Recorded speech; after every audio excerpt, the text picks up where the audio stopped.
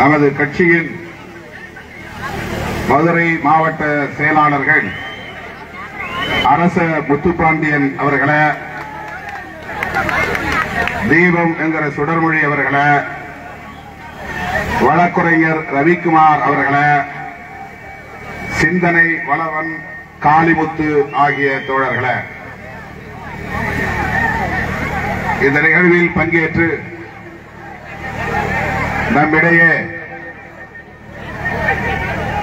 இந்த கனிம சுரங்கத்தால் ஏற்படவிருக்கும் பாதிப்புகள் குறித்தும் அதனை கைவிட வேண்டிய தேவையை வலியுறுத்தியும் விரிவாக உரையாற்றி அமர்ந்திருக்கிற பூ உலகின் நண்பர்கள் அமைப்பின் பொறுப்பாளர் தோழர் பிரபாகரன் அவர்களே, நமது கட்சியின் முன்னணி பொறுப்பாளர்கள் ஏசி பாவரசு அவர்களே, பாலசிங்கம் அவர்களே, பே ஆற்றலரசு அவர்களே, மோ எல்லாளன், சங்கத்தமிழன், செல்லப்பாண்டியன், கூகா பாவலன், வே கனியமுதன், இன்குலாப், வில்லவன் கோதை, சுசன்பராஜ் உள்ளிட்ட இயக்கத்தின் முன்னோடிகளே,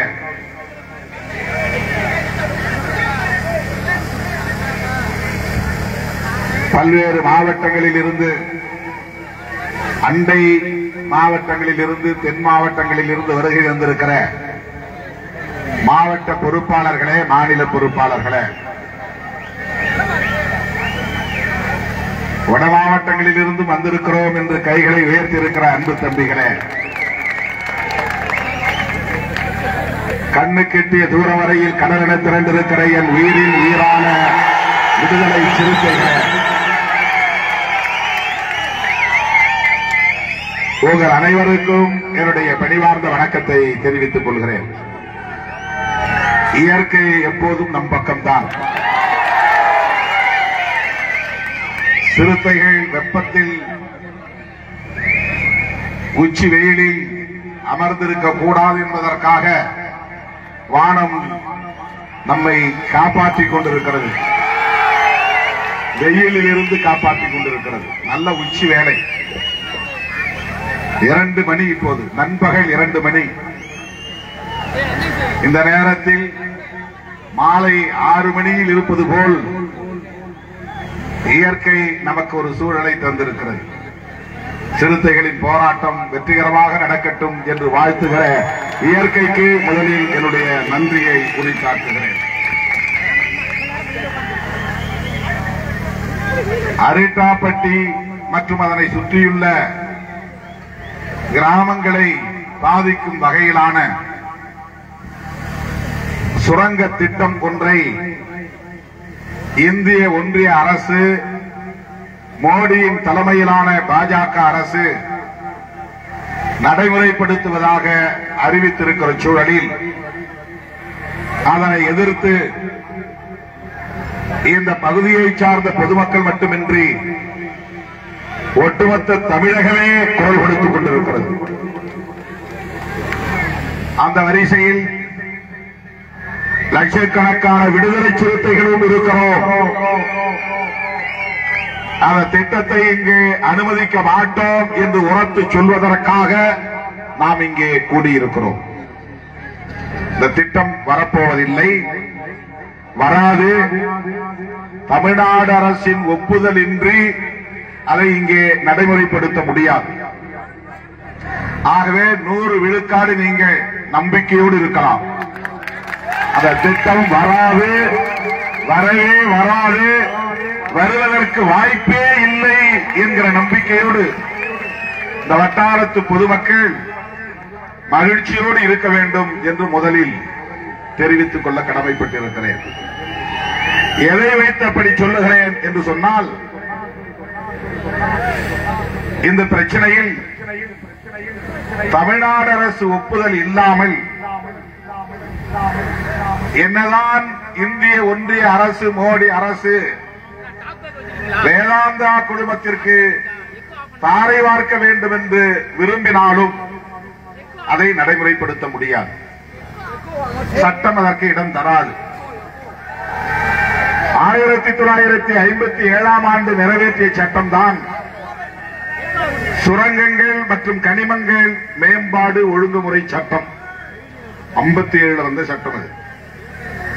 அந்த சட்டத்தில் ஒரு திருத்தம் கொண்டு வந்து மாநில அரசுகளுக்கு இருந்த அதிகாரத்தை இந்திய ஒன்றிய அரசுக்கு மாற்றிக்கொண்டார்கள். ஆனாலும் கூட மாநில அரசின் ஒப்புதல் தேவை.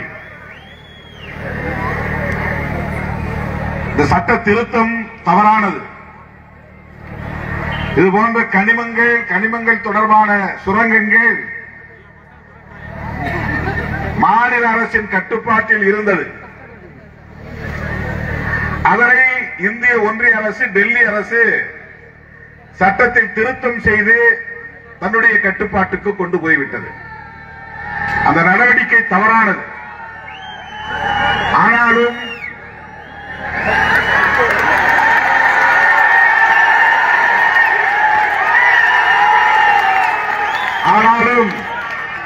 மாநில அரசின் ஒப்புதல் என்று அங்கே அவர்கள் போய் துளையிட முடியாது. அதை அந்த பாறையை உடைக்க முடியாது. அந்த மண்ணை தோண்ட முடியாது. சுரங்கத்தை அமைக்க முடியாது. ஆங்கிலத்தில் எக்ஸ்ப்ளோரேஷன் என்று சொல்வார்கள். அதை செய்வதற்கு தமிழ்நாடு அரசின் அனுமதி தேவை. தமிழ்நாடு முதல்வர் மாண்புமிகு தளபதி ஸ்டாலின் அவர்கள் சட்டமன்றத்திலே ஒரு தீர்மானம் கொண்டு வந்து உரையாற்றுகிற போது, நான் முதலமைச்சராக இருக்கிற வரையில் அந்த திட்டம் இங்கே வராது என்று உறுதியளித்திருக்கிறார். ஆளும் கட்சி அதற்கு எதிர்ப்பு தெரிவித்திருக்கிறது. எதிர்க்கட்சியாக இருக்கிற அதிமுகவும் தமிழ்நாடு சட்டமன்றத்தில் எதிர்ப்பு தெரிவித்திருக்கிறது. இந்த சட்ட திருத்தம் கொண்டு வந்த போது மாநிலங்களவையிலே ஆதரவு தெரிவித்து விட்டார்கள். அந்த திருத்தத்தை ஆதரித்து வரவேற்று பேசிவிட்டார்கள். ஆனால் இப்போது மக்கள் கடுமையாக எதிர்ப்பதால், அனைத்து கட்சிகளும் எதிர்ப்பதால், சுற்றுச்சூழல் அமைப்புகள் எல்லாம் எதிர்ப்பதால், சமூக இயக்கங்கள் எல்லாம் எதிர்ப்பதால் அதிமுகவும் வேறு வழி இல்லாமல் சட்டமன்றத்தில் நாங்களும் ஆதரிக்கிறோம், அந்த சுரங்கம் வேண்டாம், அந்த திட்டம் வேண்டாம், அதை கைவிட வேண்டும் என்கிற தீர்மானத்திற்கு ஆதரவு தெரிவித்திருக்கிறார்கள். ஆகவே ஆளுங்கட்சியும் எதிர்க்கிறது, எதிர்க்கட்சியும் எதிர்க்கிறது. பெரிய வேடிக்கை என்னவென்றால் தமிழ்நாடு பாஜகவும் எதிர்க்கிறது. அவங்க அரசாங்கம் சட்டம் கொண்டு வந்திருக்கிறார்கள். அவங்க அரசாங்கம் இங்கே ஏலம் விட்டிருக்கிறார்கள். அவர்களுடைய அரசாங்கம் தான் அவர்களின் நண்பராக இருக்கிற வேதாந்தா குழுமத்திற்கு அதை தாரை வார்த்திருக்கிறார்கள். முதல்ல 3 ஏலம் நடந்திருக்கு, யாரும் ஆளே வரல. 4வது ஏலத்தில் வேதாந்தா குழுமம் உங்களுக்கு தெரியும். தூத்துக்குடியில துப்பாக்கி சூடு நடந்ததில்லை, அதுல 13 பேர் கொல்லப்பட்டார்கள் அல்லவா? அது எதற்காக? ஸ்டெர்லைட் என்கிற தாமிரத்தை உருக்குகிற ஆலை, அது கூடாது என்று மக்கள் எதிர்த்து போராடிய போது 100வது நாள் போராட்டத்தில் துப்பாக்கி சூடு நடத்தினார்கள். அதிலே 13 பேர் உயிரிழக்கும் நிலை ஏற்பட்டது. அப்படிப்பட்ட அந்த வேதாந்தா குழுவிலே ஒரு துணை அமைப்பு தான் இங்கே இந்துஸ்தான் சிங்க் லிமிடெட் என்கிற நிறுவனம் ஏலம் எடுத்திருக்கிறது. யார் விட்ட ஏலம்? தமிழ்நாடு அரசு ஏலமிடவில்லை. அந்த அதிகாரம் தமிழ்நாடு அரசுக்கு இல்லை. ஏலம் விட்டது இந்திய ஒன்றிய அரசு, டெல்லியிலே இருக்கிற மோடி அரசு. அந்த குழுமம் ஏலம் எடுத்திருக்கிறது. ஆகவே அந்த திட்டத்தை அவர்கள் ஏலம் விட்டாலும் கூட அதை தோண்டுவதற்கான அனுமதியை மாநில அரசு தர வேண்டும். தமிழ்நாடு அரசு அதற்கு எதிர்ப்பு தெரிவித்து விட்டது. எல்லா கட்சிகளும் எதிர்க்கிறோம், எல்லா அமைப்புகளும் எதிர்க்கிறோம். ஏன் எதிர்க்கிறோம்? அதை விளக்கி சொன்னார்கள். மண்ணுக்கு அடியிலே இருக்கிற கனிமங்களை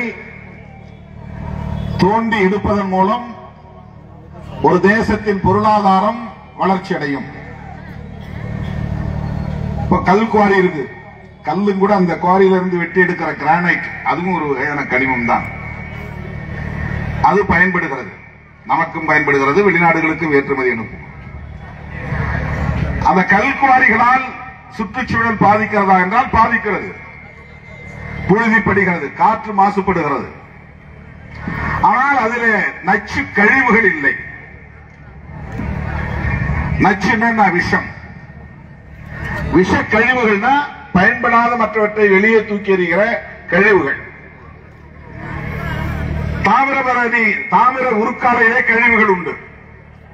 அதே போல இங்கே வெட்டி எடுக்கவிருக்கிற கனிமம் என்கிற அந்த டங்ஸ்டன், அது ஒரு உலோகம் தான். உலோகம்னா என்ன? இரும்பு ஒரு உலோகம் தானே, பித்தளை ஒரு உலோகம் தானே, வெண்கலம் ஒரு உலோகம் தானே, வெள்ளி ஒரு உலோகம் தானே. அதை போல நூற்றுக்கணக்கான உலோகங்கள் மண்ணிலே இருக்கிறது. அது ஒரு வகையான பாறை படிவுதான். காலப்போக்கில் ஆயிரக்கணக்கான ஆண்டுகள் அப்படியே அது இறுகி இறுகி இறுகி கெட்டித்தட்டி விடும், கடினமாக மாறிவிடும். அதிலிருந்துதான், பூமியிலிருந்துதான் தங்கத்தையும் எடுக்கிறோம், வெள்ளியும் எடுக்கிறோம், எல்லா வகையான உலோகங்களையும் எடுக்கிறோம், இது போன்ற கனிமங்களையும் எடுக்கிறோம். சுரங்கங்கள் தவிர்க்க முடியாதவைதான். பூமியை தோண்டி சுரங்கத்தை அமைத்து பல ஆயிரம் கிலோமீட்டர் ஆயிரம் கூட பல ஆயிரம் அடிகள் வரையிலும் உள்ளே போய் அதை வெட்டி எடுக்கிற அறிவியல் நுட்பம், தொழில்நுட்பம் வளர்ச்சி அடைந்திருக்கிறது. அதன் மூலம் ஒரு தேசத்தினுடைய பொருளாதாரம் வளர்ச்சி அடைகிறது. ஆனால் அதனால் ஏற்படுகிற பாதிப்புகள் என்னென்ன பாதிப்புகள்? முதல்ல 5000 ஏக்கரை அவர்கள் கையகப்படுத்த போகிறார்கள். நான் இது தொடர்பாக பாராளுமன்றம் நடைபெற்றுக் கொண்டிருந்த சூழலில் இதற்குரிய அமைச்சர் கிஷன் ரெட்டி என்று ஆந்திராக்காரர், அவர் ஏற்கனவே எனக்கு அறிமுகமானவர் தான், இது தொடர்பாக உங்களை சந்திக்க வேண்டும் என்று தகவல் கொடுத்ததும் உடனே வர சொன்னார். நான் மனு எழுதி எடுத்துக்கொண்டு போனேன். அவர் ஒரு முக்கியமான கூட்டத்திலே பலரோடு பேசிக் கொண்டிருந்தார். நான் போனதும் அந்த கூட்டத்தில் இருந்து எழுந்து வந்து என்னோடு உட்கார்ந்து ஒரு 10-15 நிமிடங்களுக்கு மேலாக பேசினார். நான் சொல்லுவதெல்லாம் கேட்டுக்கொண்டார். அதன் பிறகு அவர் சொன்னார், உங்க அரசாங்கத்தினுடைய அனுமதி இல்லாம நாங்க என்ன பண்ண முடியும்? ஒன்னும் பண்ண போறதில்லை. தேவாங்க தொட்டா அந்த குழந்தை மேல தேவாங்க போய் உட்கார்ந்துச்சுன்னா அந்த குழந்தை மறுபடியும் நல்ல வளர்ச்சி அடையும் ஒரு நம்பிக்கை உண்டு. ரொம்ப ரேர் அனிமல், அது ரொம்ப ரொம்ப கிடைக்கிறது கஷ்டம். இந்த மாதிரியான வனப்பகுதிகளில் தான் இருக்கும். மனிதன் நடமாட முடியாத பகுதிகளில் வனப்பகுதிகளில் இருக்கும். வல்லூர்னு சொல்லி நீங்க கேள்விப்பட்டிருக்கீங்க. இனங்கள் இங்க இருக்கு, நம்ம ஊர் பக்கத்தில் இருக்கு. அரைட்டாப்பட்டி பக்கத்தில் இருக்கிற அந்த மலை பகுதியில், வனப்பகுதியில் அந்த உயிரினங்கள் வாழ்கின்றன. ராஜாளி பறவை இருக்கிறது. அப்படிப்பட்ட பல்லுயிர் இனங்கள் வாழக்கூடிய ஒரு பகுதியை 60% இடத்துல வீடு கட்டி வாழலாம், விவசாய நிலமா வச்சுக்கலாம், விளையாடக்கூடிய இடமா வச்சுக்கலாம், அரசாங்க நிறுவனத்துக்கான கட்டிடங்களை கட்டிக்கலாம். 30-33% இடங்களை காடாக வைத்திருக்க வேண்டும், அது வனமாக இருக்க வேண்டும். இப்ப இந்தியாவில் மொத்தம் எவ்வளவு நிலப்பரப்பு இருக்கு? அவ்வளவு நிலப்பரப்புல ஒரு 33% 3 1 மடங்கு வனப்பகுதியாக இருக்க வேண்டும். அதனால்தான் சில இடங்கள்ல இது வந்து ரிசர்வ்டு ஃபாரஸ்ட், யாரும் உள்ள போகக்கூடாது அப்படிம்பாங்க. அங்க வீடுகள் கட்டக்கூடாது, வேட்டையாட வரக்கூடாது, அனுமதி இல்லாம உள்ளே நுழையக்கூடாது, மரங்களை வெட்டக்கூடாது, காய்கறிகளை பறிக்கக்கூடாது, வேர்களை பிடுங்கக்கூடாது. ஏன் சொல்றாங்கன்னா, வனத்தை பாதுகாத்தால்தான் அந்த உயிரினங்களை பாதுகாக்க முடியும். அந்த உயிரினங்கள் மறைமுகமாக மனித குலத்துக்கு நன்மை செய்கின்றன. மறைமுகமாக மனித குலத்துக்கு நன்மை செய்கின்றன. இப்ப மான்களை சிங்கம் வேட்டையாடுகிறது. நம்ம பார்த்தா ஐயோ பாவம் தோணும். சின்ன சின்ன விலங்குகளை புலி வேட்டையாடி தின்கிறது. ஆனால் இயற்கை மான்களை அல்லது மற்ற தாவர உண்ணிகளை, இந்த மாமிச உண்ணிகள் இதெல்லாம் தாவரத்தை திங்காது, வெறும் கறி தான் சாப்பிடும், மாமிசம் தான் சாப்பிடும். புலி சிங்கம் எல்லாம் மான்களை கொல்லவில்லை என்றால் மான்கள் தாவரங்களை செடிகளை அழித்துவிடும். அது அது அது பெரிய மரமா போகும் அப்படிங்கிறது அந்த மான்குட்டிக்கு தெரியாது. செடியா இருக்கும் போது கடிச்சு தின்றோம். அது நல்ல விளையக்கூடிய பயிர் அப்படிங்கிறது மான்குட்டிகளுக்கு தெரியாது, ஆடு குட்டிகளுக்கு தெரியாது. அது பயிரா இருக்கும் போதே 3 விளை தளிர் வளரும் போதே, துளிர் விடும் போதே அதை கடிச்சு சாப்பிட்டோம். இப்ப காடுகள் அழிஞ்சு போகும், புல்வெளிகள் அழிந்து போகும், அரிய வகை தாவரங்கள் அழிந்து போகும், செடி கொடிகள் அழிந்து போகும். செடி கொடிகள் எல்லாம் அழிந்து போனால் அந்த செடி கொடிகளில் லட்சக்கணக்கான உயிரினங்கள் வாழ்கின்றன. ஒவ்வொரு செடிக்குள்ளேயும் பாத்தீங்கன்னா நிறைய பூச்சிகள் இருக்கும். பூச்சிகள் இருப்பது, புழுக்கள் இருப்பது, இந்த வெட்டுக்கிளிகள் இருப்பது, இவையெல்லாம் வாழ்வதால் தான் மனிதன் வாழ்கிறான். நமக்கு எதிரான பலவற்றை அவையெல்லாம் சாப்பிட்டுறாங்க. அந்த மாதிரி இந்த தாவர செடிகளை அழிக்கக்கூடிய விலங்குகளை புலி, சிங்கம் போன்ற மிருகங்கள் சாப்பிடுவதனால் தாவரங்கள், மரங்கள், செடி கொடிகள் பாதுகாக்கப்படுகின்றன. தாவரங்கள் பாதுகாக்கப்படுவதால், செடி கொடிகள் பாதுகாக்கப்படுவதால், மரங்கள் பாதுகாக்கப்படுவதால் சுற்றுச்சூழல் மனித குலத்துக்கு பாதுகாப்பாக இருக்கிறது. நல்ல காற்று கிடைக்கிறது, நல்ல தண்ணீர் மனிதன் தோண்டுகிற அளவுக்கான உயரத்தில் மட்டத்தில் கிடைக்கும். நிலவுலங்க செடி கொடிகள் இல்லாத இடங்களில், தாவரங்கள் இல்லாத இடங்களில், மரங்கள் இல்லாத இடங்களில் தண்ணீர் மனிதனுக்கு எட்டும் அளவுக்கான இடத்தில் கிடைக்காது. கீழே ரொம்ப தூரம் கீழே போயிடும், வறண்டு போயிடும். நிலத்தடி நீர் மேலே வர வேண்டுமானால் மரங்கள், செடி கொடிகள் நிறைய இருக்க வேண்டும். பூமியின் மேல் பரப்பில் அது வேர்விட்டு வளர வேண்டும். ஆகவேதான் சட்டமே அப்படி கொண்டு வந்திருக்கிறார்கள். 3 ஒரு பங்கு ஒரு தேசத்தில் காடுகள் இருக்க வேண்டும். அந்த காடுகளில் அரிய வகை உயிரினங்கள் வாழ வேண்டும். அந்த பாம்புகளை கூட பாதுகாப்பா வச்சிருக்கணும். பாம்பு இருக்கிறதுனால தான் நிறைய கோயில் நம்ம பாருங்க, நம்ம வயல்வெளிகளில் நிறைய எலிகள் பயிரை நாசம் பண்ணும். அந்த எலிகளை பாம்புகள் பிடித்து தின்னும். எலிகளை பாம்புகள் பிடித்து தின்பதனால் எலிகளின் ஆபத்திலிருந்து பயிர்கள் பாதுகாக்கப்படுகின்றன. இந்த மாதிரி ஒரு உயிர் இன்னொரு உயிரை சாப்பிடுவதால் இன்னொரு உயிர், மனிதனுக்கு தேவையான சுற்றுச்சூழல் ஆதாரம் பாதுகாக்கப்படுகிறது. சுற்றுச்சூழல் ஆதாரம் பாதுகாக்கப்படும். இப்படி சொல்லிக்கிட்டே போகலாம். அதனால இந்த இயற்கை படைப்பிட ஒன்றை ஒன்று சாப்பிடுகிற ஒரு நியதி படைக்கப்பட்டு இருக்கிறது. ஒரு விதி, இயற்கை விதி இங்கே படைக்கப்பட்டு இருக்கிறது. அந்த வரிசையிலே பார்க்கிற போது வனப்பகுதி பாதுகாக்கப்பட வேண்டும். அதிலும் பல்லுயிர் வாழிடம், பல்லுயிர் இனங்கள் வாழுகிற தளம் பாதுகாக்கப்பட வேண்டும்.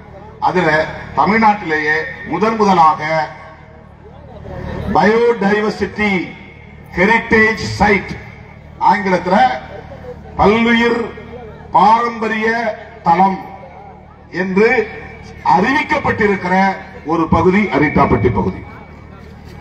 இங்க இருக்கிற அந்த மலை, அங்க நிறைய மலைகள் இருக்கின்றன. கழிஞ்ச மலை இருக்கிறது, மாங்குளம் பகுதியிலே மலை இருக்கிறது. அந்த மலையிலே 2300 ஆண்டுகளுக்கு முன்னால் எழுதப்பட்ட கல்வெட்டு.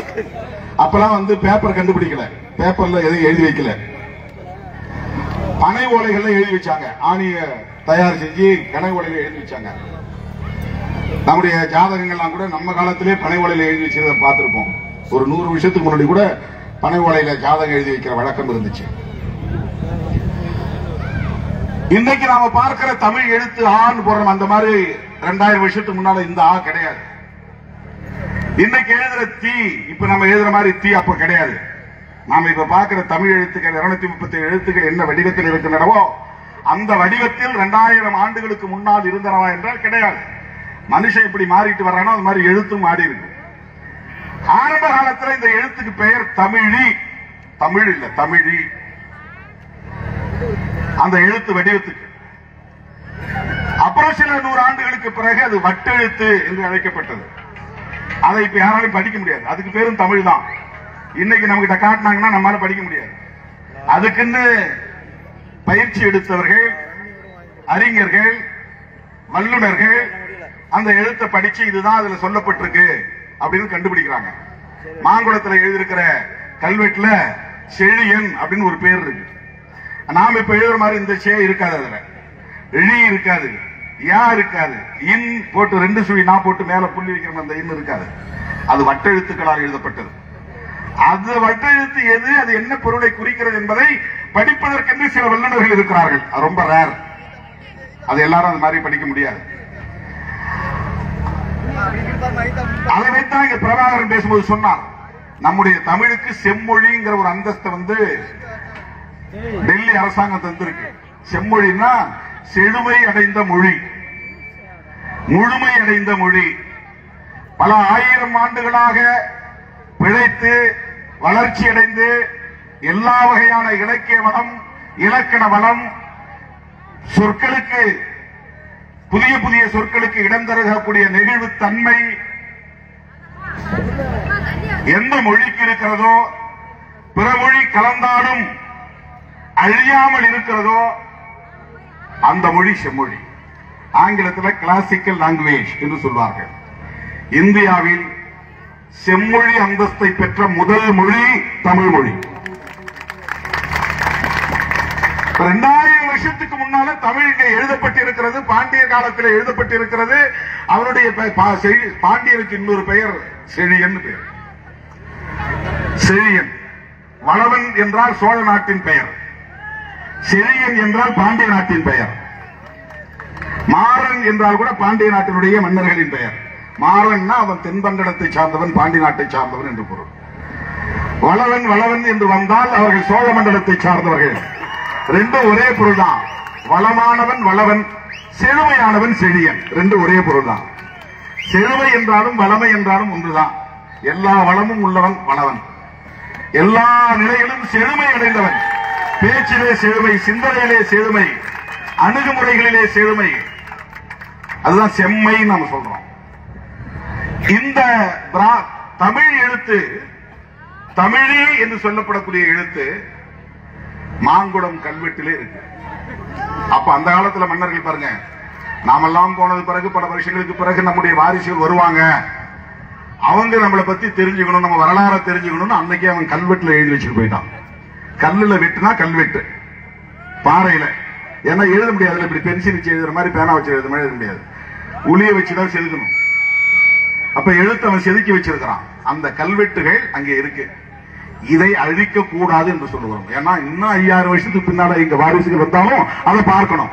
ஓ, இந்த இனம் இப்படிப்பட்ட தொன்மை வாய்ந்த இனம், பாரம்பரியம் உள்ள இனம், உலகின் மூத்த குடி, இவர்கள் எழுத்திலும் இலக்கியத்திலும் வளமடைந்தவர்கள், செழுமை அடைந்தவர்கள், ஆற்றல் வாய்ந்தவர்கள் அப்படிங்கிறது அங்கதான் தெரியும். கீழடியில தோண்டி பார்க்கும் போது அங்க இருக்கிற எழுத்துக்கள் பானை ஓடுகள்ல இருந்து கிடைச்சது.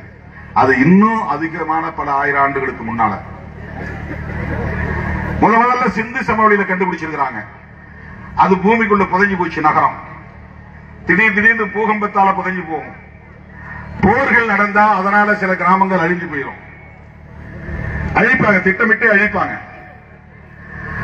அப்படி பூமிக்கு அடியிலே புதைந்து போன நகரத்தை தோண்டி எடுத்து கண்டுபிடித்த போது அங்கே இருந்த சின்னங்கள், எழுத்துக்கள் எல்லாம் தமிழர்களுடையது என்று கண்டுபிடித்திருக்கிறார்கள். அப்படின்னா நம்ம தமிழ்நாட்டுக்குள்ளே தமிழர்கள் வாழல. சிந்து நதி கதை ஓரம் எங்க இருக்குது? பாகிஸ்தான் பக்கத்தில் இருக்கு. அங்கேயும் நாகரிகத்தோடு இந்த தமிழர்கள் வாழ்ந்திருக்கிறார்கள் என்று கண்டுபிடித்திருக்கிறார்கள். அப்பெல்லாம் இவங்க சாதி கிடையாது. இந்த கீழடியில கிடைத்திருக்கிற ஆதாரங்கள்ல கூட எங்கேயும் சாதி கிடையாது. இது இடையிலே தான் வந்திருக்கு. இடையில் தான் வந்திருக்கு. மாங்குளம் மலையிலே அப்படி எழுதப்பட்டிருக்கிறது. அரிட்டாப்பட்டியை ஒட்டியுள்ள கழிஞ்ச மலையிலும் அப்படி எழுதப்பட்டிருக்கிறது. பல்வேறு புராதான ஆதாரங்கள் உள்ள அந்த பகுதியைத்தான் பல்லுயிர் வாழும் தலம், அதனை அழிக்கக்கூடாது என்று நாம் சொல்லுகிறோம். அவனை பொறுத்த வட இந்தியாக்காரனை பொறுத்தவரை அழிச்சுதான் நல்லது. ஏன்னா இது இருக்கிறதால இவன் பெருமை பேசுறான் தமிழன், உங்களை விட நாங்க பெரிய ஆளு மூத்தாளுன்னு சொல்றான், இதெல்லாம் அழிச்சுட்டா நல்லதுன்னு அவன் நினைக்கிறான். யாரு? டெல்லியில் ஆண்டுகிட்டு இருக்கிறவன். டெல்லியில் ஆண்டுகிட்டு இருக்கிறவன். இந்த பகுதியில எத்தனை கிராமங்கள் நேரடியாக பாதிக்கப்படும்? நேரடியாக பாதிக்கப்படும், மறைமுகமாகவும் பாதிக்கப்படுகிற கிராமங்கள் உண்டு. நேரடியாக செட்டியார்பட்டி, வல்லாளப்பட்டி, நடுவளவு, தெற்கு வளவு, செட்டியார்பட்டி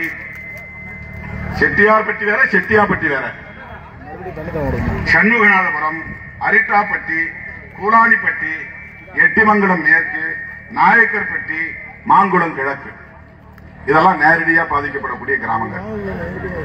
என்ன பாதிப்புகளை சந்திக்க நேரும்? இப்ப அவன் என்ன சொல்றான், அந்த கவர்மெண்ட், டெல்லியில இருக்கிற அரசாங்கம், கிஷன் ரெட்டி என்கிட்டே சொன்னார், நீங்க எதை பயோடைவர்சிட்டி ஹெரிட்டேஜ் சைட்னு சொல்றீங்களோ அதை மட்டும் நாங்க விட்டுறோம், அதை டிஸ்டர்ப் பண்ண மாட்டோம், அதை சுத்தி நாங்க சுரங்கம் தோன்றோம். ஒரு 2 கிலோமீட்டர் சதுர பரப்பளவு, 2 கிலோமீட்டர் சதுர பரப்பளவுனா என்னன்னா, 2 சதுர கிலோமீட்டர்னா இப்படி 2 கிலோமீட்டர், இப்படி 2 கிலோமீட்டர், குறுக்க 2 கிலோமீட்டர், நெடுக்க 2 கிலோமீட்டர், அந்த அளவுக்கு நாங்க விட்டுறோம். அதுல தானே அரிய வகை உயிரினங்கள் இருக்கு, அதுல தானே உங்களுக்கு மலைகள் இருக்கு, அதுக்குள்ளதான் சமணர்கள் படுக்கை. இப்ப சமண துறவிகள் இந்த பகுதியில் வாழ்ந்திருக்கிறாங்க. சமண மதம் ஒரு காலத்துல தமிழ்நாட்டுக்குள்ள, இந்தியாவுக்குள்ள பெரிய அளவுல வளர்ச்சி அடைந்திருந்தது. பௌத்த மதமும் வளர்ச்சி அடைந்தது. அப்ப சமண துறவிகள் நம்மள மாதிரி கிராமங்கள்ல தங்க மாட்டாங்க. ஏன்னா அவங்க பெரும்பாலும் உடை உடுத்த மாட்டார்கள், அம்மனமா இருப்பாங்க. எந்த உயிருக்கும் தீங்கி விளைவிக்க கூடாதுங்கிறது அவங்களுடைய கொள்கை. அவங்கள கொசு கடிச்சா கூட அடிச்சு கொள்ள மாட்டாங்க.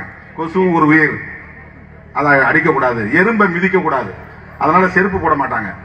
ஒரு வேப்பம் துணியை பேவ வச்சுட்டு தட்டிக்கிட்டே போவாங்க. முடிஞ்ச வரையிலும் எந்த உயிரையும் கொல்லக்கூடாதுங்கிறது. உணவுக்காகவும் உயிரை கொள்ளக்கூடாது, வேள்விக்காகவும் உயிரை கொள்ளக்கூடாதுங்கிற ஒரு மதம் தான் சமண மதம். அந்த துறவிகளுக்காக மன்னர்கள் காலத்தில் இந்த மாதிரி மலைகளில் குடைந்து குடைந்து அவர்கள் உட்காருவதற்கும் படுப்பதற்கும் படுக்கைகளை கல்லிலே செதுக்கி வச்சிருக்கிறாங்க. கீழே தரையில படுக்க கூடாது, கல் படுக்கை. அவர்கள் ஒரு 6 அடி நீளத்துக்கு அல்லது 5 அடி நீளத்துக்கு ஒருத்தன் படுத்தா எப்படி தேவையா அந்த தேவைக்கு ஏற்ப படுக்கைகள், சமண படுக்கைகள் இருக்கின்றன. அது எங்க இருக்கு? மீனாட்சிபுரம் ஓவாமலையில் 4 குகைத்தளத்தில் 50க்கும் மேற்பட்ட கல் படுக்கைகள் இருக்கின்றன. அரிட்டாப்பட்டியில் கழிஞ்ச மலையில் 10க்கும் மேற்பட்ட கல் படுக்கைகள் இருக்கின்றன. சரி, அது எதுக்கு? நாம என்ன பண்ண போறோம்? நாம போய் படுத்து தூங்க போறோமா? நமக்கு எதுக்கு அப்படின்னு நம்ம கேட்கலாம். அங்க யாராவது மனிதர்கள் போய் படுக்க போறாங்களா? இல்ல. ஆனால் அது இருப்பதால் தான் எந்த ஆண்டில் மனிதன் அங்கே இருந்தான் என்கிற வரலாறு நமக்கு கிடைக்கிறது. எந்த காலத்தில் அந்த கல் படுக்கைகள் செதுக்கப்பட்டன, உருவாக்கப்பட்டன என்கிற வரலாறு நமக்கு கிடைக்கிறது. அப்படி கிடைப்பதால் என்ன பயன்? அப்படி கிடைப்பதால் தமிழ் இனம் தொன்மை வாய்ந்த இனம், மூத்த குடி, இதற்கு ஒரு நீண்ட பாரம்பரியம் இருக்கிறது என்ற வரலாறு உலக அரங்கில் பதிவாகிறது. அது தேவைப்படுகிறது. இல்லைன்னா ஒரு இனத்தை மிக சாதாரணமா அடிமைப்படுத்தி விடுவார்கள், நாளாந்தர குடிமக்களாக மாற்றி விடுவார்கள், ஆட்சியில் இருப்பவர்கள் முதல் தரம் ஆகி விடுவார்கள். நாம் தொடர்ந்து ஆளப்படுகிற இனமாகவே சிதறி போவோம். எனவே வரலாற்றை பாதுகாக்க வேண்டியது நம்முடைய கடமையாக இருக்கிறது. எனவே அந்த கல் படுக்கைகள் பாதிக்கப்படக்கூடாது. அப்ப அமைச்சர் என்ன சொல்றாரு? உங்க கல் படுக்கைகள் வேணும். அங்க குடைவரை கோயில்கள், குடைவரை கோயில்கள் என்னன்னா குடைஞ்சி குடைஞ்சி உருவாக்கக்கூடிய கோயில்கள். இப்ப கல்லை எடுத்து எடுத்து வச்சுதானே கட்டுறோம், கோயிலை கட்டுறோம். பவுண்டேஷன் போட்டு கல்லு கொண்டு வந்து வச்சு சுத்தி எழுப்பி கோபுரம் எழுப்பி நடுவுல போய் சாமியை பிரதிஷ்டை பண்றோம், சிலைய, கடவுள் சிலைய. இது கோயில். இந்த மாதிரி எதுவுமே எடுக்காம அப்படியே இருக்கிற மலை பாறைக்குள்ள போய் எவ்வளவு ஞானம் பாருங்க. கோயில் குடைஞ்சி குடைஞ்சி எது தேவையில்லையோ அதை மட்டும் வெளியே எடுத்துடலாம். அப்புறம் பார்த்தா கட்டி கட்டி முடிக்கப்பட்ட கோயில் உள்ள சாமி அப்படியே இருக்கும். அதை ஒண்ணு கூட உடைச்சி இணைச்சதா இருக்காது, ஒன்னோட ஒண்ணு பொருத்தினதா இருக்காது, கை வேற கால் வேறன்னு கொண்டு பொருத்தினதா இருக்காது. அந்த சிலைக்குள்ள சிலையை சிற்பம் பண்ற மாதிரி பண்ணிடுவான். ஒரு சிலையை கொண்டு போய் வைக்கிறதா இருக்காது. அந்த பாறையிலே சிலை அப்படியே இருக்கும். அந்த பாறையை சுத்தி கோயிலுடைய சுவர்கள் இருக்கும். இந்த பாறையை சுத்தியே மேல உங்களுக்கு தளம் அமைச்சிருப்பாங்க. இப்படி உருவாக்கக்கூடிய குடைவரை கோயில்கள். இந்த ஞானம் தமிழனுக்கு இருந்திருக்கிறது, இந்த ஆற்றல் தமிழனுக்கு இருந்திருக்கிறது என்று வரலாற்றில் பதிவாக வேண்டுமானால் அந்த குடைவரை கோயில் பாதுகாக்கப்பட வேண்டும்.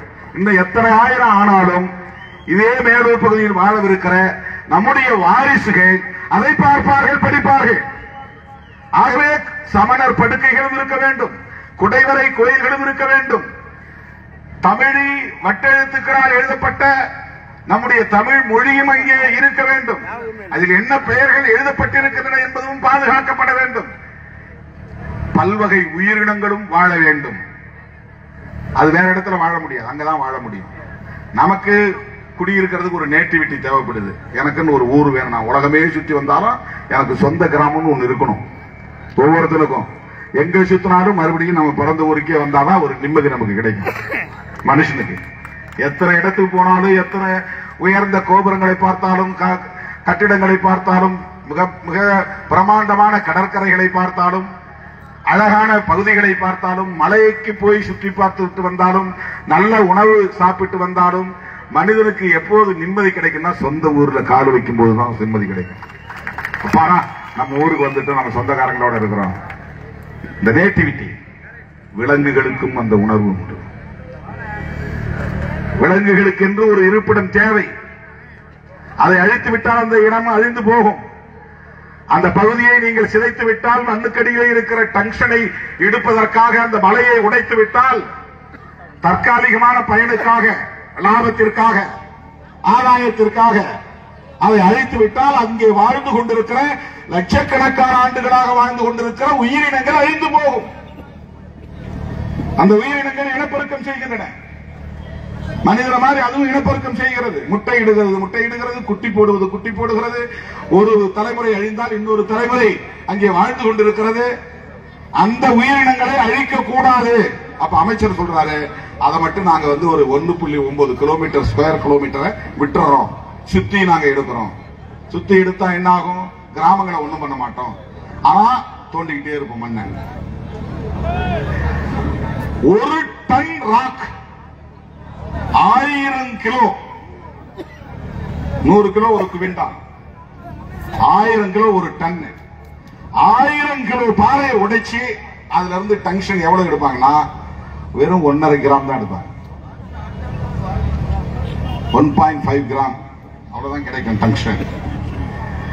அதையும் எடுக்கும் போது அதுல இருக்கிற எல்லாவற்றையும் பிரிக்கணும். கல்லு, மண்ணு, வேற என்னென்ன வேற தேவைப்படாத கனிமங்கள் இருக்கோ அதை எல்லாத்தையும் தட்டி கழிச்சுட்டு அதை எடுக்கணும். அப்போ அதை உருக்கணும். உருக்கின பிறகு கொதிக்க வைக்கணும். உருக்கிறது வேற, கொதிக்கிறது வேற. உருக்குனா தண்ணியா வந்துடும். கொதிக்கிறதுனா அது ஆவியா போற வரையும் கொதிக்க வைக்கணும். அதுல இருக்கிற தேவையில்லாததுலாம் ஆவியா போகும். ஆவியா போக போக போக மிச்சம் இதெல்லாம் கழிவா ஒதுங்கும். அதுல இருந்து டங்ஷன் எதுன்னு கண்டுபிடிச்சு தனியா பிரிச்சு எடுக்கணும். இந்த வேலைகளை செய்கிற போது நிறைய தண்ணி தேவை. இதை பிரித்து எடுத்து செல்வதற்கு நல்ல ரோடு தேவை. அதை கொண்டு போய் சேர்க்கணும். வெளியில இருந்து எல்லா இங்க நிறைய கட்டடங்கள்லாம் கட்டுவாங்க, தொழில் நிறுவனங்கள்லாம் கட்டுவாங்க, பிளான்ட் அங்க அதை உருவாக்குறதுக்கான கட்டமைப்புகள் எல்லாம் ஏற்படுத்துவாங்க. அதுக்காக இப்பவே அவர் ரெடியா என்ன பண்ற மாதிரி நமக்கே தெரியாது. இங்க ஒரு ரிங் ரோடு போட்டான். ரிங் ரோடு போட்டது மட்டும் இல்லாமல் வைகை குண்டாறு இணைப்பு திட்டம், அந்த திட்டத்தை வேகமா நடைமுறைப்படுத்துறான். ஏன்னா அந்த ஆறுகள்ல இருந்து ஓடுற தண்ணி காவிரி, வைகை, குண்டாறு இதுல போகக்கூடிய ஒவ்வொரு நீரெல்லாம் இங்க கொண்டு பயன்படுத்தணும். ஏன்னா தண்ணி நிறைய தேவைப்படும், நிறைய செலவு பண்ண வேண்டியிருக்கும். பூமியை தோண்ட தோண்ட பூமியிலிருந்து தண்ணி வரும், அதுவும் போதாது. இன்னும் நிறைய நல்ல தண்ணீர் தேவைப்படும். தண்ணீர் இல்லாமல் எந்த உலோகத்தையும் நீங்கள் உருக்க முடியாது, கொதிக்க வைக்க முடியாது. அதிலிருந்து தனிமத்தை பிரித்தெடுக்க முடியாது. அதிலிருந்து உருவாகக்கூடிய கழிவை எல்லாம் நம்ம மொழியில சொன்ன சாக்கடைன்னு வச்சுக்கோங்க. சாக்கடை எல்லாம் எங்க கொண்டு போய் போடுவாங்க? இந்த மண்ணிலே தான் கொட்டுவாங்க. திடக்கழிவு, திரவ கழிவு, 2 கழிவு. தண்ணியா லிக்விட் ஃபார்ம்ல திரவ நிலையில இருக்கும், திடப்பொருள்ல இருக்கும். இதையெல்லாம் இந்த மண்ணிலே தான் போட வேண்டி வரும். அதுல என்னென்ன இருக்குன்னா நிறைய உலோகங்கள் இருக்கு. அந்த உலோகங்களை வந்து பிரிக்க மாட்டாங்க, டங்ஸ்டன் மட்டும் தான் எடுப்பான்.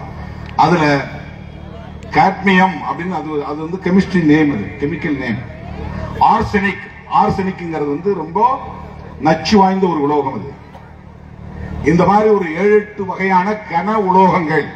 கன உலோகங்கள் தான் என்னன்னா எளிதில் உடைக்க முடியாது, சீக்கிரம் அதை உருக்க முடியாது, சீக்கிரம் அதை வந்து கொதிக்க வைக்க முடியாது. அந்த மாதிரியான மெர்க்குரிலாம் அதுல இருந்து கிடைக்கும்ன்றான். இந்த உலோகங்கள் எல்லாம் இந்த மண்ணிலே கொட்டப்பட்டால் அந்த கை அதுல இருந்து அதையும் அவன் பிரிச்சு எடுக்கிறதுக்கு வாய்ப்பு இருக்கு. அப்படி அதை பிரிச்சு எடுத்தாலும் அதுல எஞ்சக்கூடிய கழிவுகளை இங்கதான் கொட்டணும். அப்ப காற்றும் மாசுபடும், குடிக்கிற நீரும் மாசுபடும், நம்முடைய மண்ணும் மாசுபடும்.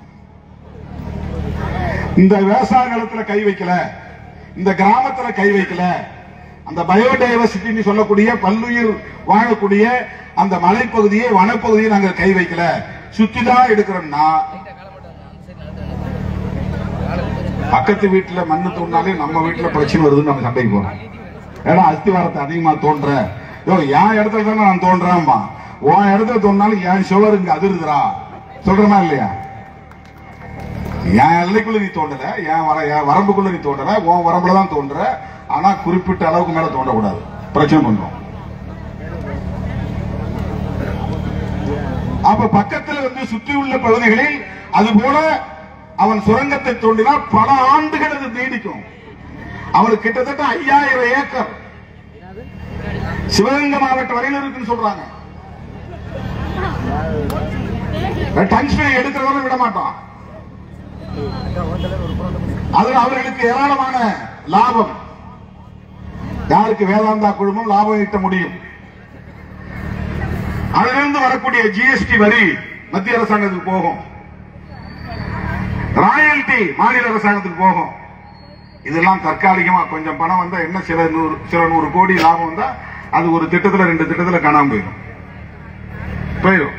ஆனால் அழிக்கப்பட்ட இந்த வாழ்வாதாரங்கள் என்ன ஆகும்? மக்கள் அதுக்கப்புறம் உங்க வீட்டை அவன் போனான்னு வெளியே தள்ள மாட்டான், ஆனா அவன் வெளியே போக வேண்டிய நிலை உருவாகும். சுவாசிப்பதால் நம்முடைய நுரையீரல் பாதிக்கப்படும், கல்லீரல் பாதிக்கப்படும், குடல் பாதிக்கப்படும், புற்றுநோய் உருவாகும், சரும நோய்கள் உருவாகும்.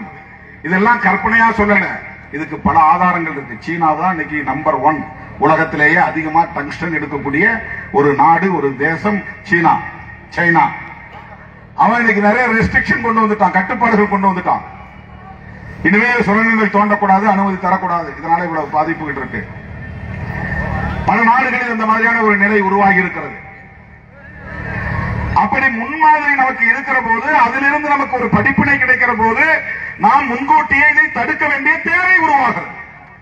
ஆகவே வேண்டாம் என்கிறோம். அந்த டங்ஸ்டன் எங்களுக்கு எந்த விதத்திலும் பயன்படப் போவதில்லை. அந்த டங்ஸ்டனை வெட்டி எடுப்பதனால் இந்த தேசம் ஒன்றும் பெரிய வல்லரசாகிவிடப் போவதில்லை. அப்படியே இந்த தேசம் டங்ஸ்டனால் தான் வல்லரசாகிறது என்றால் அந்த வல்லரசும் எங்களுக்கு தேவையில்லை. இருக்கிற நிலை இருந்தால் போதும். நாடு வல்லரசாகி என்ன ஆக போகிறது? எனக்கு கல்வி வேண்டும், எனக்கு வேலை வாய்ப்பு வேண்டும், எனக்கு 3 வேளைக்குமான உணவு பாதுகாப்பு தேவை, என்னுடைய எதிர்கால சந்ததியினர் நல்ல காற்றை சுவாசிக்க வேண்டும், நல்ல நிலத்தில் வாழ வேண்டும், என்னுடைய எதிர்கால வாரிசுகள் விவசாயம் செய்வதற்குரிய வாழ்வாதாரம் பாதுகாக்கப்பட வேண்டும். அதுக்கப்புறம் விவசாயம் செய்யறதுக்கே மண் இல்ல, இங்கெல்லாம் விவசாயம் செய்ய முடியாதுன்னா என்ன? எல்லாரும் அமெரிக்காவுக்கு ஓட முடியுமா? எல்லாரும் சிங்கப்பூர் மலேசியாவுக்கு ஓட முடியுமா? அங்கெல்லாம் விவசாயமே கிடையாது. வெறும் வியாபாரத்தில் வரக்கூடிய வருமானத்தை வச்சுதான் வாழ்க்கை நடத்திட்டு இருக்கான். அவனுக்கு தேவையான காய்கறி, தானியம் எல்லாம் வெளிநாடுகள் இருந்து இறக்குமதி தான் செய்யறான், உற்பத்தி கிடையாது. ஆனா இந்தியாவில் எல்லாமே உற்பத்தி செய்ய முடியும். தானியங்களையும் சரி, காய்கறிகளையும் சரி, அனைத்தையும் உற்பத்தி செய்வதற்கான விவசாய விளை நிலங்கள் நிறைய நம்மகிட்ட இருக்கு. இந்த மாதிரியான சுரங்கங்களை அனுமதித்துக் கொண்டே இருந்தால், அதனால் ஏற்படுகிற நச்சு கழிவுகளால் இந்த விளைநிலங்கள் முழுக்க பாதிக்கப்பட்டு விட்டால் எதிர்காலத்திலே விவசாயம் பாதிக்கப்பட்டுவிடும். விவசாய உற்பத்தி இல்லை என்றால் மனித குலம் பெரும் நெருக்கடிக்கு ஆளாகும். உணவு பஞ்சம் ஏற்படும், குடிநீர் பஞ்சம் ஏற்படும், நல்ல காற்று கிடைக்காத நிலை ஏற்படும். ஆகவேதான் இந்த சுற்றுச்சூழலை பாதுகாக்க வேண்டிய போராட்டத்தையும் நாம் இணைத்தே எடுக்க வேண்டிய தேவை இருக்கிறது. கல்வி வேண்டும் என்று போராடுகிற அதே சூழலில், வேலை வாய்ப்பு வேண்டும் என்று போராடுகிற அதே சூழலில், நாம் வாழும் இந்த சுற்றுச்சூழலை பாதுகாக்கவும் போராட வேண்டிய கட்டாயம், நிர்பந்தம் நமக்கு உருவாகிறது. ஆகவேதான் இந்த டங்ஸ்டனை நாம் எதிர்க்கிறோம். இந்த டெல்டா மாவட்டங்கள் என்று நீங்கள் கேள்விப்பட்டிருப்பீர்கள். இப்ப நான் டெல்டா மாவட்டத்தை சார்ந்தவன் தான். டெல்டா டெல்டா என்ன பொருள் தெரியுமா? காவிரி படுகை நிலங்கள் அர்த்தம். காவிரி படுகைன்னா காவிரி ஆறு ரொம்ப தூரத்திலிருந்து வருது, குடகுமலையிலிருந்து வருது. அது கடைசியா கடல்ல சேர்ற பகுதியில அங்கிருந்து அந்த தண்ணியில கொஞ்சம் கொஞ்சமா வந்துட்டு வர்ற களிமண் எல்லாம் அங்க படியும். இந்த களிமண் படிக்கிற பகுதி நல்ல விவசாயத்திற்கு ஏற்ற பகுதியாக மாறும். விவசாயத்திற்கு உகந்த பகுதி. கடலோடு கலக்கக்கூடிய அந்த முகத்துவார பகுதி, அது ஒரு 6-7 மாவட்டங்கள் இருக்கு. தஞ்சாவூர், நாகை, திருவாரூர், மயிலாடுதுறை, அரியலூர், கடலூர், புதுக்கோட்டை, திருச்சி, அதுல ஒரு பகுதி. இவையெல்லாம் காவிரி டெல்டா மாவட்டங்கள். காவிரி டெல்டா மாவட்டங்கள்ல கடலோர பகுதி என்பதனால் பல ஆயிரம் ஆண்டுகளுக்கு முன்னால் பூமியில் புதைந்த மரங்கள், செடிகள், கொடிகள் இவையெல்லாம் அங்கே நொதித்து ஹைட்ரோ கார்பனாக மாறி இருக்கிறது, திரவ நிலையில் இருக்கிறது. அதை எடுக்கிறார்கள். அதை எடுத்தால் அதிலிருந்து பெட்ரோல், டீசல் எல்லாம் தயாரிக்க முடியும், கேஸ் எல்லாம் தயாரிக்க முடியும். அது மனித குலத்துக்கு பயன்படும். ஆனால் நாம் கடுமையான எதிர்ப்பை தெரிவித்ததனால் தமிழ்நாடு அரசு அதை எதிர்த்து சட்டம் இயற்றி காவிரி டெல்டா மண்டலத்தை பாதுகாக்கப்பட்ட வேளாண் மண்டலங்களாக அறிவிக்கப்பட்டிருக்கிறது.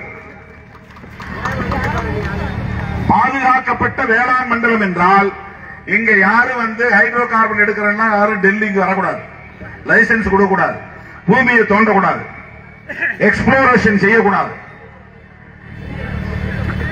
நாங்க தடை விதிச்சிட்டோம். அதே மாதிரி மேலூர் வட்டாரத்தை பாதுகாக்கப்பட்ட வேளாண் மண்டலமாக, பல்லுயிர் தளமாக அறிவிக்க வேண்டும். 2 கோரிக்கை தான். மோடி அரசே இந்த திட்டத்தை கைவிடு. இன்னொரு கோரிக்கை, தமிழ்நாடு அரசே இதை பாதுகாக்கும் வேளாண் மண்டலமாக அறிவிப்பு செய்கிற சட்டம் இயற்று. இந்த 2 கோரிக்கையை சொல்வதற்காகத்தான் 10,000க்கும் மேற்பட்ட சிறுத்தைகள் இங்கே கூடியிருக்கிறோம். இது ஒரு சாம்பிள் தான், இது ஒரு மாதிரி முன்னோட்டம் தான். இல்ல 10,000 பத்தாது, 10 லட்சம் சிறுத்தைகள் தேவை என்றாலும் இங்கே நாங்கள் திரண்டுவோம். 10 லட்சம் சிறுத்தைகள் திரண்டால் தான் இதை கைவிடுவோம் என்று மோடி அரசு பிடிவாதமாக இருக்குமேயானால் 3 மாதங்களில் எங்களால் 10 லட்சம் பேரை திரட்ட முடியும். ஆகவே இந்த போராட்டம் என்பது ஒரு சாம்பிள், ஒரு சின்ன டெஸ்ட் தான் உங்களுக்கு. மோடி அரசே, நாங்கள் வெறும் அறிக்கை விட்டு உட்காரவில்லை, களத்திற்கு வந்திருக்கிறோம். எச்சரிக்கை. ஒரு நாள் ஆர்ப்பாட்டமாக இதை முடிக்க மாட்டோம். நீங்கள் திரும்ப பெறுகிற வரையில் நாங்கள் தொடர்ந்து போராடுவதற்கும் தயாராக இருக்கிறோம் என்று எச்சரிப்பதற்கான ஒரு அடையாள போராட்டம் தான் இந்த போராட்டம். அருமை தோழர்களே, இந்த பகுதி மகாவீரர் சிற்பமும் இருக்கிற பகுதி. அரிட்டாப்பட்டி கழிஞ்சமலையில 10ஆம் நூற்றாண்டு. 10ஆம் நூற்றாண்டு தான் என்னன்னா இப்ப இருக்கிறது 21ஆம் நூற்றாண்டு. ஒரு 1100 வருஷத்துக்கு முன்னால மனுஷன் அதிகபட்சம் 60 வயசுல இருந்து 80 வயசுல தான் நாம் வாழறோம். ரொம்ப ரேர் 100 வயசு. அவங்க ரொம்ப நல்ல மனசு உள்ளவங்களா இருப்பாங்க. எவ்வளவுதான் கடவுள் நம்பிக்கை இருந்தாலும் மனுஷன் 80 வயசு மேல இருக்கிறது கிடையாது. சாமி சாமி சாமின்னு உலகம் முழுக்க இருக்கிற கோயிலுக்கு எல்லாம் போனாலும் 80 வயசு தான் அதிகபட்சம். பெரியார் கடவுளே இல்லைன்னு சொன்னாரு, 94 வயசு வரை இருந்தார். எங்கயா கடவுள் இருக்குன்னு கேட்டார். கடவுளுக்கு கோபம் என்னையா நீ எங்க இருக்கிறன்னு கேட்கிற, பார் நீ செத்து போ அப்படின்னு சொல்லல. கணபதி தானே எல்லாத்துக்கும் முழு முதல் கடவுள் சொல்றீங்க, விநாயகமூர்த்திய நான் அந்த சிலையை போட்டு உடைக்கிறேன் பாருன்னு போட்டு உடைச்சாரு. ஆனா பெரியார் 94.5 வயசு வந்திருந்தாரு. அப்போ கடவுள் சிலை உடைச்சா கூட கடவுள் வந்து விநாயகமூர்த்தி பெரியார 94.5 வயசு வரை வாழ அனுமதிச்சிருக்கிறாரு.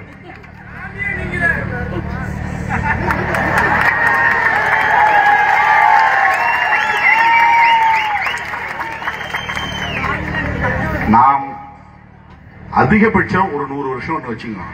ஆனா மனுஷனுடைய காலம் பாருங்க, இந்த கிபி 10ஆம் நூற்றாண்டுங்கிறது 1100 வருஷத்துக்கு முன்னால இங்க மகாவீரருடைய சிற்பம் இருக்கு கழிஞ்ச மலையில. யார் இந்த மகாவீரர்? கௌதம புத்தர மாதிரி அவருக்கு முன்னால் தோன்றிய சமண மதம் என்கிற அந்த மதத்தின் கோட்பாட்டை இந்த மண்ணுலகுக்கு தந்தவர். அது ஒரு மதம். அது இப்ப இல்ல, அதிகமா இல்ல. இப்ப வட இந்தியக்காரங்க ஜெயின்ஸ் சொல்றாங்க, ஜெயின், அவங்க தான் இப்ப அதை பின்பற்றாங்க.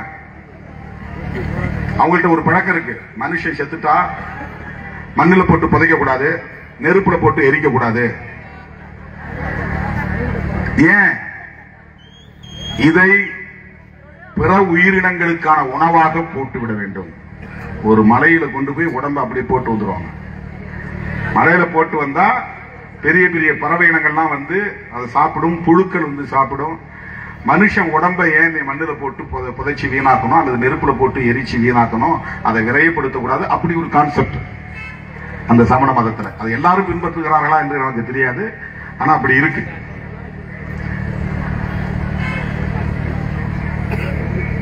சமண மதம் அதை நிறுவியவர் மகாவீரர். பௌத்த மதம் அதை நிறுவியவர் கௌதம புத்தர். அந்த மகாவீரருக்கு இங்கே சிற்பம் இருக்குன்னா இந்த ஏரியாவில் சமண மதம் சிறப்பா இருந்திருக்கு. அப்ப சாதி மதமற்ற பகுதியாக மேலூர் இருந்திருக்கிறது. சமத்துவம் உள்ள ஒரு பகுதியாக மேலூர் வட்டாரம் இருந்திருக்கிறது. பல்லுயிரையும் பாதுகாக்கக்கூடிய உயிர்ம நேயம், ஆன்ம நேயம், மனித நேயம் கூட ஆன்ம நேயம், எல்லா உயிர்கள் மீதும் பாசம் வைக்கிற, மதிப்பு வைக்கிற, மரியாதை வைக்கிற, பாதுகாக்கிற ஒரு பற்றுதல், அதான் உயிர்ம நேயம் அல்லது ஆன்ம நேயம். வடமொழியில ஆன்மான்னா தமிழ்ல உயிர். மனித நேயம்னா ஒரு மனுஷன் இன்னொரு மனுஷனை மதிக்கிறது, அவங்கள நேசிக்கிறது. உயிர்ம நேயம்னா எல்லா உயிரையும் உயிரா பாவிக்கணும், அவங்கள மதிக்கணும், அதை வந்து கொடுமைப்படுத்தக்கூடாது, வதைக்க கூடாது. அப்படி உயிர்ம நேயத்தை பரப்பிய மகாவீரரின் சிற்பம் அரிட்டாப்பட்டியில் உள்ள கழிஞ்ச மலையில் இருக்கிறது. இது இந்த பகுதிக்குள்ள சிறப்பு. 13ஆம் நூற்றாண்டை சார்ந்த விக்கிரம பாண்டிய மன்னர் காலத்து சிவன் கோயில் உள்ளது. அதான் நம்ம ஆற்றல் அரசு சொன்னார் நினைக்கிறேன், லகுலீஸ்வரன். அது ஒரு சிவன் கோயில். அது மட்டும் இல்லாமல் கழிஞ்சமலை அடிவாரத்தில் ஆனைக்கொண்டான் கண்மாய் அமைந்துள்ளது. இது 700 ஆண்டுகள் பழமையான மடை தூண்கள். இதுபோல புராதன ரொம்ப பழமையான பல்வேறு ஆதாரங்கள் இருக்கிற, சின்னங்கள் இருக்கிற, அடையாளங்கள் இருக்கிற ஒரு பகுதி. அதை மட்டும் விடுத்துவிட்டு மற்ற பகுதிகளில் நாங்கள் சுரங்கம் தோண்டுவோம் என்று சொல்லுவதையும் நாங்கள் ஒருபோதும் அனுமதிக்க மாட்டோம். அந்த திட்டத்தை முற்றாக கைவிட வேண்டும். அதில் நமக்கு என்ன பெரிய மகிழ்ச்சி என்றால், மாண்புமிகு முதல்வர் அவர்கள் அளித்திருக்கிற உறுதிமொழிதான், நான் முதல்வராக இருக்கிற வரையில் இங்கே டங்ஷன் சுரங்க திட்டம் வராது. என்ன 1.5 வருஷம் தான் அவர் முதல்வராக இருப்பாரு, அதுக்கப்புறம் என்ன அப்படின்னு கேட்கலாம். அதற்கு பிறகும் திமுக விடுதலை சிறுத்தைகள் இடம்பெற்று இருக்கிற திமுக கூட்டணி தான் வெற்றி பெறும். சிறுத்தைகள் இருக்கிற அணிதான் வெற்றி பெறும். விடுதலை சிறுத்தைகள் இருக்கிற அணிதான் ஆட்சி பீடத்தில் அமரும்.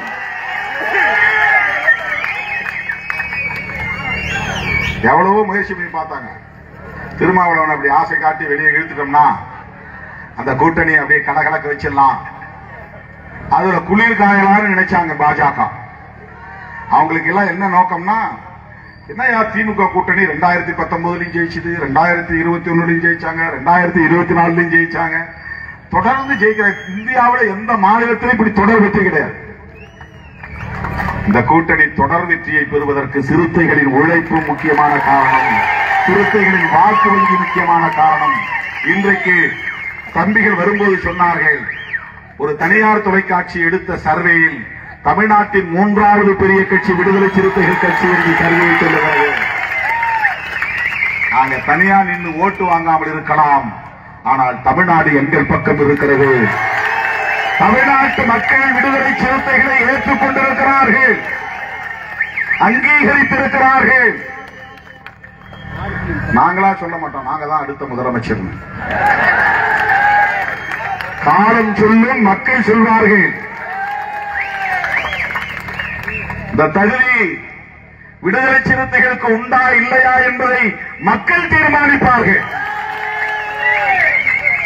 எங்களை வெறும் சாதியவாதிகளாக முத்திரை குத்தி ஓரங்கட்ட பார்த்தார்கள், ஒதுக்க பார்த்தார்கள். அதனால்தான் நான் மேடைகளில் முழங்கினேன், எங்களை ஓரங்கட்ட பார்த்தாலும் ஒதுக்கி வைக்க பார்த்தாலும் நாங்களே மையம் என்பதை தீர்மானிப்போம். திருமாவளவனா ஒரு தலித் லீடர் ஓரமா உட்காருப்பா, கடைசியா போடு, பின்வரிசையில போடு.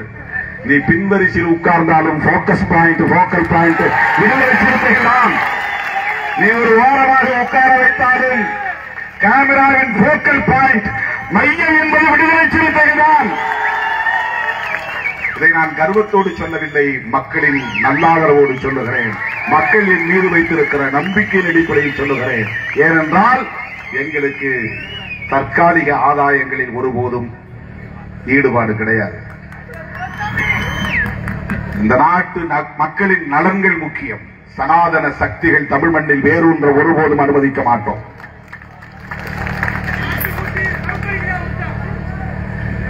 பெரியாரும் அம்பேத்கரும் இந்தியாவின் சமூக நீதி அடையாளங்களாக இருக்கிறார்கள். அவர்தான் நேஷனல் ஐக்கன்ஸ். சோசியல் ஜஸ்டிஸ் என்று சொன்னால் 20ஆம் நூற்றாண்டில் தோன்றிய இந்த மாமனிதர்கள் தான் அதற்கான அடையாளங்கள். அவர்களுக்கு முன்னோடிகள் பலர் இருந்திருக்கலாம். ஆனால் இன்றைக்கு இந்த தேசத்திலே இவ்வளவு பெரிய மாற்றங்கள் நிகழ்ந்திருக்கின்றன. விளிம்புநிலை மக்களின் கைகள் ஓங்கி இருக்கின்றன. திருமாவளவன் இன்றைக்கு நாடாளுமன்றத்தில் உரத்து முழங்குகிறார் என்று சொன்னால் அந்த மாற்றங்களை உருவாக்குவதற்கு இங்கே சமூக நீதி கோட்பாடுதான் முக்கிய காரணம். அந்த சமூக நீதி கோட்பாட்டின் தேசிய அடையாளங்களாக இருப்பவர்கள் தந்தை பெரியாரும் புரட்சியாளர் அம்பேத்கரும். இன்னும் சொல்ல போனால் அவர்கள் சர்வதேசிய அடையாளங்களாக இருக்கிறார்கள். சகோதரர் சீமான் போன்றவர்கள் ஏதோ குதர்க்கவாதம் செய்து கொண்டிருக்கிறார்கள். அவர் பேசுகிற அரசியல் பேசட்டும், அவருக்கு அது உரிமை இருக்கிறது. ஆனால் ஒரு தேசத்தின் ஒரு சமூக நீதி அடையாளமாக இருக்கிற கிட்டத்தட்ட 3/4 நூற்றாண்டு காலமாக தமிழ்நாட்டின் தலைவிதியை தீர்மானிக்கக்கூடிய ஒரு பேராளுமையாக இருக்கிற தந்தை பெரியாரை கொச்சைப்படுத்துவதை விடுதலை சிறுத்தைகள் ஒருபோதும் ஏற்க மாட்டோம், அனுமதிக்க மாட்டோம். பெரியார் திகாவுக்கு மட்டுமே உரியவர் அல்ல, பெரியார் திமுகவுக்கு மட்டுமே உரியவர் அல்ல, பெரியார் அதிமுகவுக்கு மட்டுமே உரியவர் அல்ல, அனைத்து தரப்பு விளிம்புநிலை மக்களுக்குமான தலைவர் பெரியார். தமிழ்நாட்டுக்கு உரியவர் மட்டுமல்ல, இந்த தேசத்திற்கே பொதுவானவர் தந்தை பெரியார். இன்னைக்கு நான் மகாராஷ்டிரா போறேன், அங்க பெரியாருடைய படம் வைத்திருக்கிறார்கள். என்ன அழைச்சி சிலையை திறக்க வைத்தார்கள். சுனில்கிற ஒரு தம்பி பெரியார் சிலையை அவருடைய கல்வி நிறுவனத்திலே என்னை அழைத்துக் கொண்டு போய் திறக்க வைத்தார். யாரும் அவருக்கு சொல்லவில்லை, அவர் தமிழ்நாட்டுக்காரர் இல்லை, தமிழ்நாட்டுக்காரர் இல்லை.